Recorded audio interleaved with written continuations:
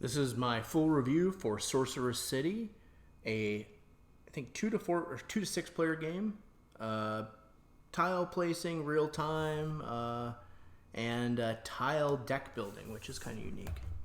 So let me give you my thoughts. Now, the first thing I want to talk about is the components. So here they are. I mean, a lot of these are amazing components. The one criticism I have, and it's this insert. It is really weird. So, and I have to just show you what it looks like. So you have these cards on the outside, and the idea is that you'll stack all these cards in here so you can, or the tiles, so you can quickly grab the tiles that you need.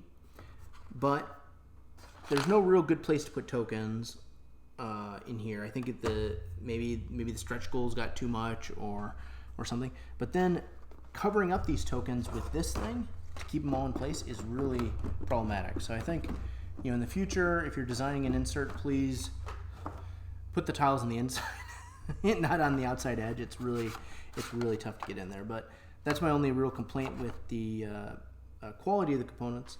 I will say another thing that I don't have a solution for, but the artwork on the tiles could have been, I think it looks good, but it looks kind of generic in terms of,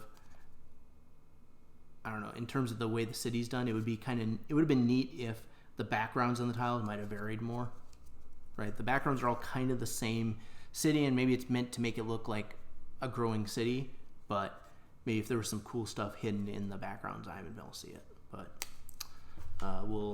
those are my criticisms on the components. Let's talk quickly about how the game plays. I do have a full gameplay video, but basically you're going to have a deck of tiles, and you're just going to flip them, and you're going to place them, and you're going to try to basically, for the most part, match the colors. And then there's these scoring symbols where you're going to score. Like if you put 3 blue tiles in a row, let's see if we get a blue tile. There you go. So this would score 3 points. 3 magic points, and then you spin the magic on things, or you spin these are green is victory points, you spin the victory points on things, or yellow is coins, you spin the coin on things, or red is kind of a winner of the round, I think it's influence, and you whoever wins the round gets a bonus and some extra stuff. So I think that aspect of the game is actually pretty fun, and the fact that it's real time makes it pretty challenging, because as you're building your deck, or your deck of tiles, it's going to be randomized, and you don't know which order they're going to come out in. And if you have a big deck, and you'll see in the playthrough that it is really hard to get all those tiles out in the 2-minute timer. And if you're playing like a advanced game, you're going to have even less time. So I think that aspect of the game works really well. The other thing that I think people liked was the tile building aspect, where you have these buying rounds. You'll spend your coins and buy new tiles.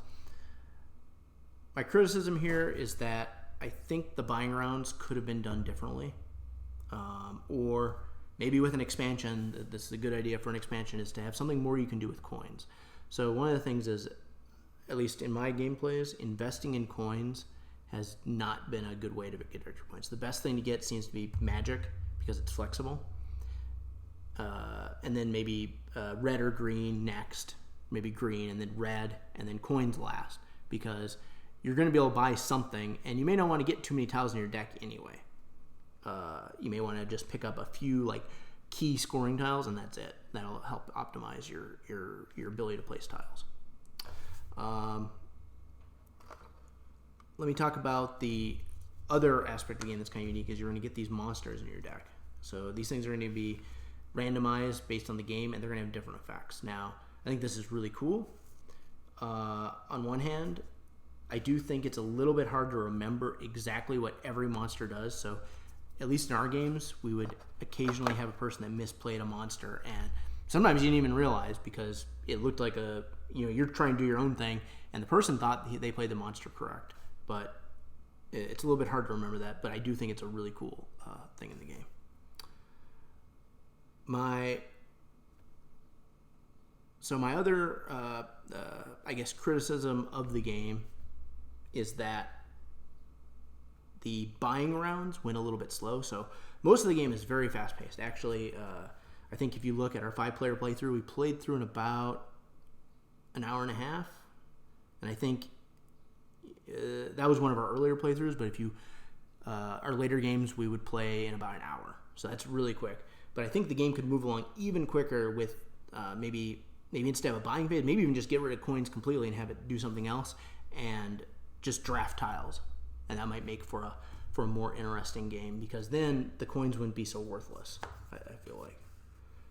But the whole mechanism where you're placing out these tiles is really fun. The game scales really well, except for that buying round that slows things down. But I think the game scales really well to multiple players because a lot of stuff's simultaneous, and I think everyone that played had a lot of fun. So I think I would recommend this game to people that like say Carcassone or other tile laying games that maybe want to move to a real time or more challenging element, and or for people that want to be able to play with larger groups, like up to 6 players. Or I guess for people that like real-time games, I mean, I've enjoyed Space Alert a lot, and even people that enjoy Magic Maze might like this game. Overall, I'll give it a rating of 7.5 out of 10. The reasons it's lower is, again, the use of coins seems a little imbalanced and versus the Magic, and the slowness of the buying phase. It went a little bit slow. But other than that, I think it's a really good game. So there you have it. That is my review of Sorcerer City. If you like this video, please like and please subscribe, and please take a look at our other videos. Thank you.